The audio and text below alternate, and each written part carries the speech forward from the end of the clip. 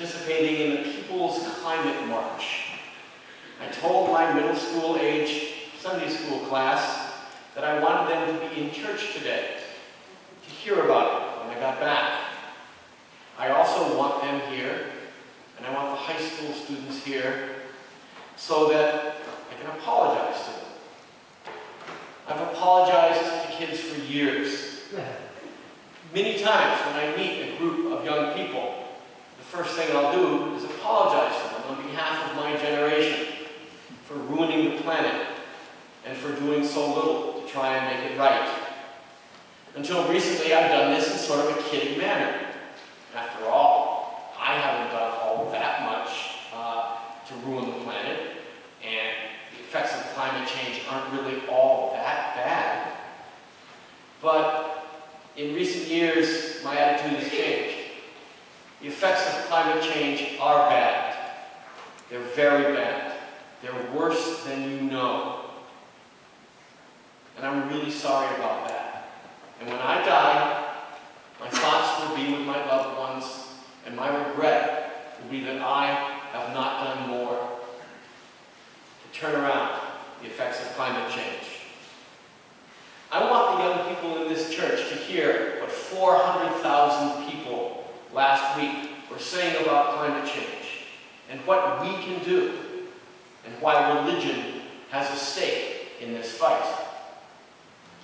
2 years ago, after the Boston Marathon bombings, I took a car full of young people to see a wonderful climate awareness event. It was sponsored by the United Church of Christ and the Episcopal churches in Massachusetts. There were worship services and there were speeches, both in the Old South Church and in the amazing Trinity Church, and a walk across Copley Square between the two, walking right by the huge memorial for the marathon bombing victims.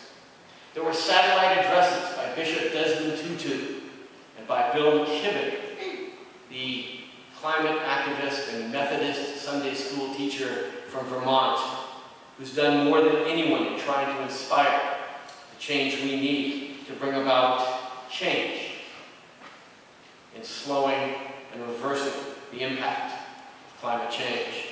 It was an impressive day, and it made a difference for everyone who was there. The problem is that the average age of the people at this climate event was 65 years old. I was on the young side.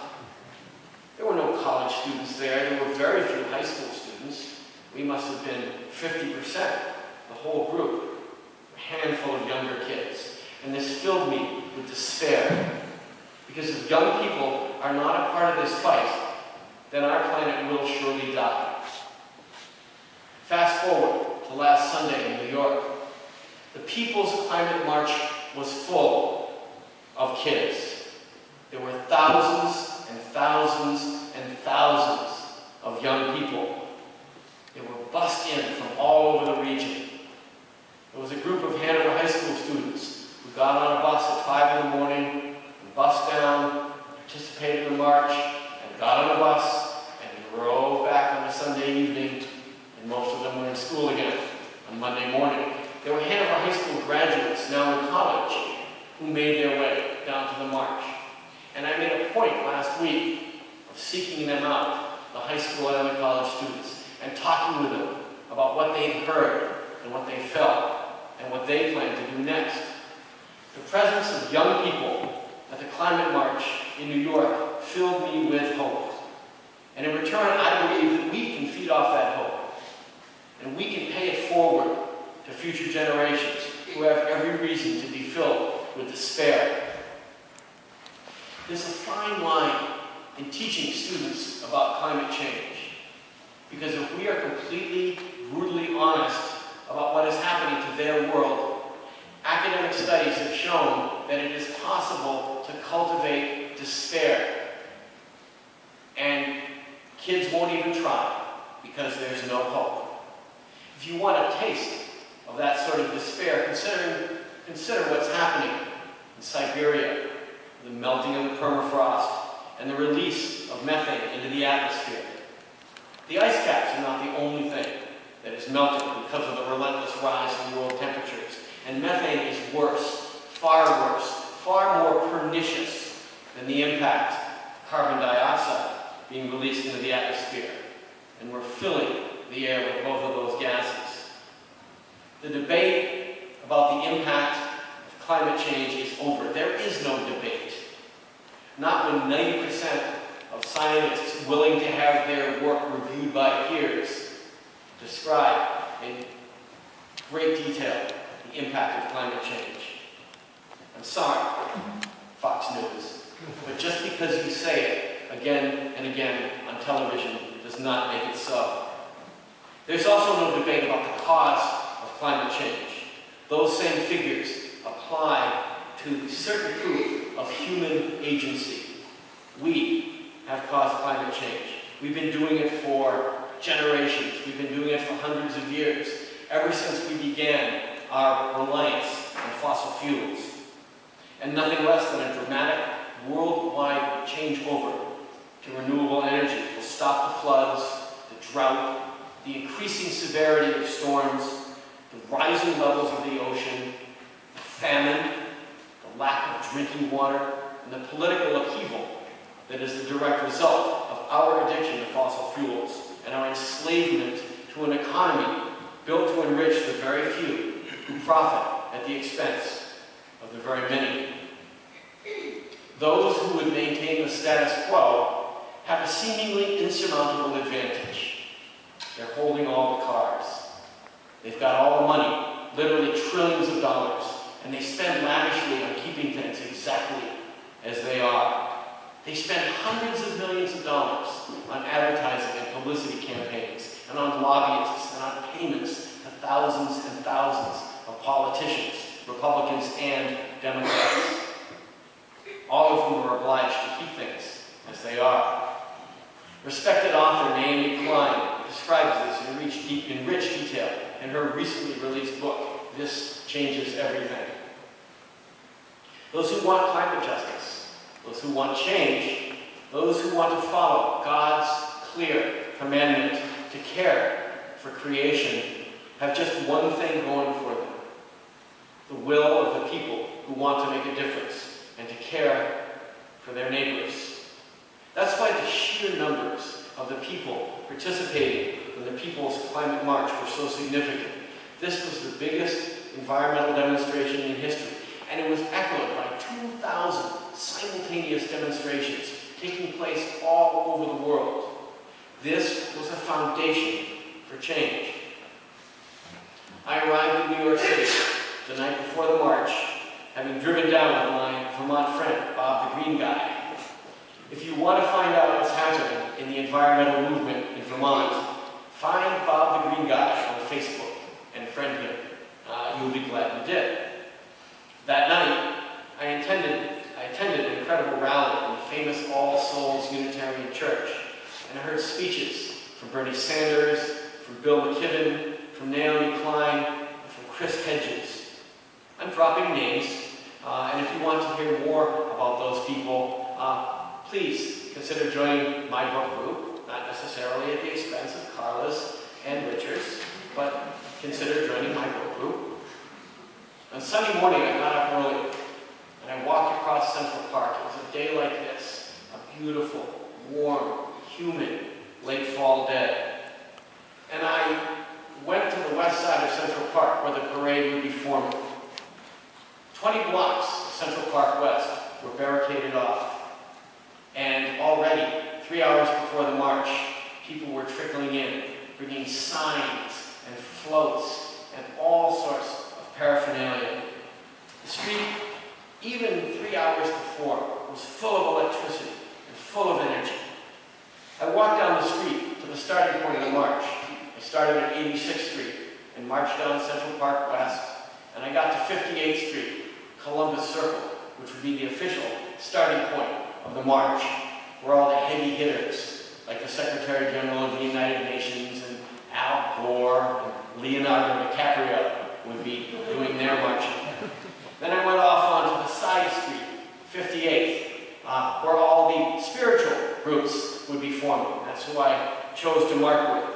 Across Columbus Circle, past the Trump Tower. That was a very interesting juxtaposition. And I found the staging area for the Faith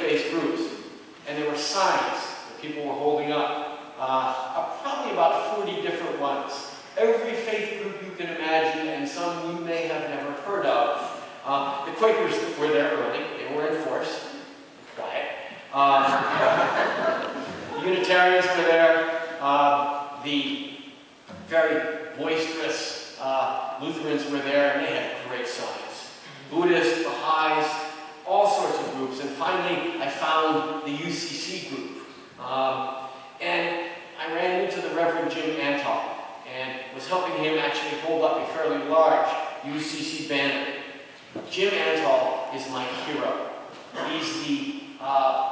He's the president, or the UCC conference minister from Massachusetts. A year ago, he was one of the ones arrested outside of the White House for protesting against the Keystone XL pipeline. He's been a national force in the divestment movement. You may have heard me mention divestment a year ago when I talked a bit about climate change in a sermon. Divesting an investment portfolio of energy stocks is a workable tactic in fighting climate change. We've all heard the arguments on both sides of this, and I've observed, as maybe some of you have, the effectiveness of divestment in ending apartheid in South Africa. Divesting energy stocks means reducing your return on investment. Since last year, more colleges have divested, more large cities have divested, conferences of the United Church of Christ have divested, churches in New Hampshire have divested. The Church of Christ at Dartmouth College does not have the chance to be the first church in New Hampshire to divest. I pray fervently that we will not be the last. That would be one more thing to apologize to the children about when they ask why we didn't do all that we could as their planet is dying. The staging area on 58th Street began to fill. I was there maybe an hour and a half before the march was supposed to begin, and it got fuller and fuller and fuller, and everyone waited very patiently in line.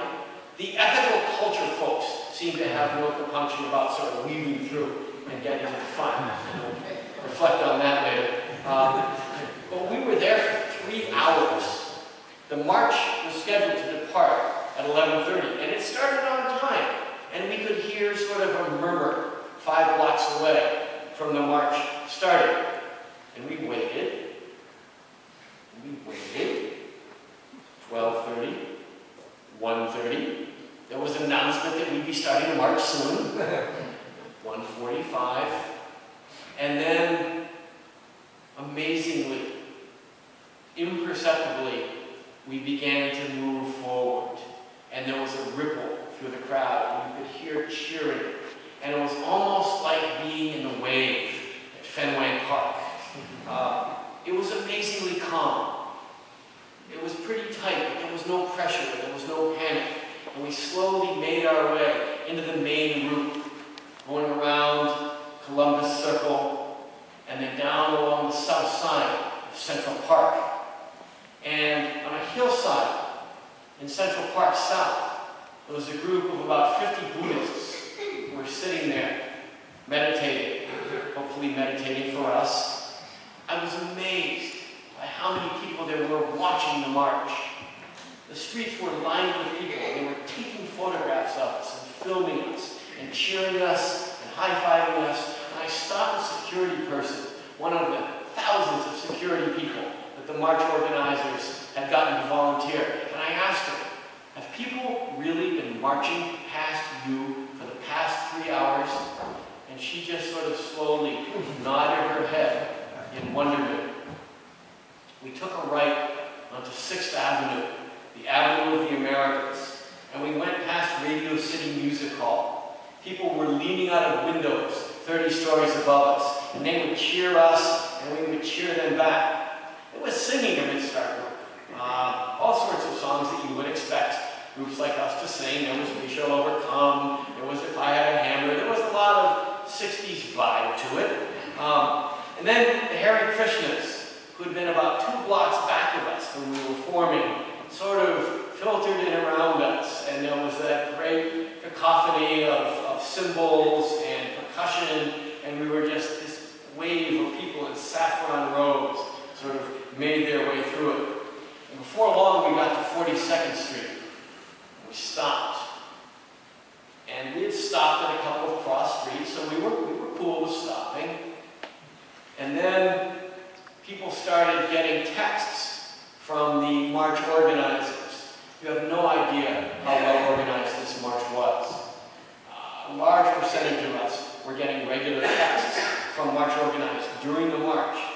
We got a text that there were 310,000 people in our march during the march. That was pretty cheering. And the text we got at that moment from the organizers said, "You have to stop. Times Square is completely full, and it's full all the way back to 42nd Street, and there's no room for you. So, disperse."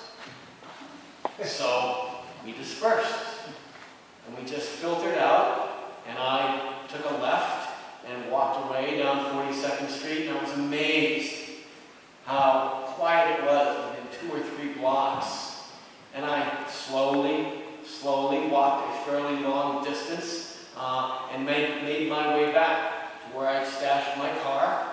And I relocated with Bob the Green Guy. Got my car, drove across Central Park, and it was quiet at that point.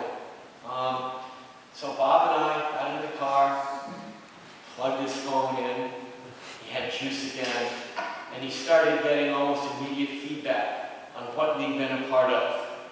It was pretty surreal. We found out there had been over 300,000, and the counts vary, it really doesn't matter. We'd been hoping the night before for 100,000, and we ended up closer to 400,000. We found out that there had been almost no arrests. That was surreal. It was a monumental success. Now it's a week later, and it's still too early to tell what was accomplished. The United Nations is at work formulating a treaty, formulating a worldwide agreement on climate change that's going to be voted on in Paris next year. And already a number of the European nations have been making incredibly significant concessions, scaling down their dependence on fossil fuels, investing heavily across the board in renewable energy. So the treaty will come up to a vote, and the United States and China and India, just as they did in Kyoto a number of years ago, will drag their feet, probably not sun, guided, of course, by economic self-interest. But in the meantime, there will be local action on many levels. There already has been local action on many levels. I saw an editorial, the lead editorial, in the Concord Monitor last week, saying, "We've watched what's going on in the climate march, and they're right, and we want you to consider voting in November based on what people are saying about climate change. And if people are denying climate change, maybe you ought to consider not voting for them." And then there was the lead editorial that many of you saw in the Valley News a day or two ago, celebrating the fact that the Rockefeller Foundation had voted to divest their billions in energy stocks. Divestment. What a concept. The People's Climate March created a community, and it created a coalition, and it created a movement. And religion was part of that movement, and as has been the case many times in social justice, and make no mistake about it, climate change is a social justice issue. Religion was part of that, and religion is in this fight. Religion, as has been the case so many years, has been on the wrong side of the fight at times. Religion has been used to justify slavery. Religion has been used to deny the rights of women and the rights of LGBTQ people. Scripture has been wrongly used to justify humankind's dominion over the earth and as a justification for the unfettered capitalism. There's a lot of bad theology that suggests that humankind, and particularly the humankind that own all the stock and make the laws, could ravage the earth for profit. That is not what Scripture says, any more than blind adherence to an inerrant Bible allows for hatred and division and discrimination. From Genesis forward, God has given us the opportunity and the obligation to care for all creation and to care for each other. The concept of stewardship and responsibility and nurture flows through the Hebrew Bible, and it flows through the Gospels. flows through the epistles. There is also more than nurture in the Gospels. What would Jesus have done at the Climate March? Might he have paraded in the midst of the throng, celebrated through the Damascus Gate, hearing the hosannas? Would he have celebrated the community? And he celebrated the people's potential for power, and then wept for the fate that they were facing? Then might Jesus have returned the next day after the march, as many of the marchers did, and gone to the Temple of Greed on Wall Street, and tipped over the statue of the bull, and been clubbed and tasered and arrested and jailed and tried? Jesus makes it clear that he opposed empire and stood clearly and firmly with the oppressed and with the dispossessed. We are facing an empire no less powerful than Rome, and we need to make choices. We can no longer look away and deny that the roots of climate change are firmly planted in the soil of economic injustice. Yes, we should recycle. We should put in environmentally responsible light bulbs. We should go green. We should go solar. But we can also no longer accept politics as usual, not if we claim to be Christians. We can maintain the polite sort of Christianity, criticize the Reverend Dr. Martin Luther King for going too fast, for making people mad, and for upsetting things. This is not what this fight requires of us. Our children are watching. Our children are waiting for us to act, and having failed them thus far, we now turn to them for their leadership.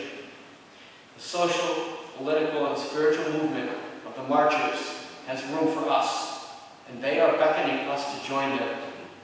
We have the history in this church to offer them hope. Our faith, our community, is a source of hope, even in the face of unfair odds and evidence that our world is dying. All of the parents in this house know that they would do anything for their children and for our faith. People worldwide are ready to change and sacrifice and give of themselves. Hope means believing in spite of the evidence, and then watching as the evidence changes. We have no plan B for climate change. There is no planet B. This is the only one we've been given. Creation is crying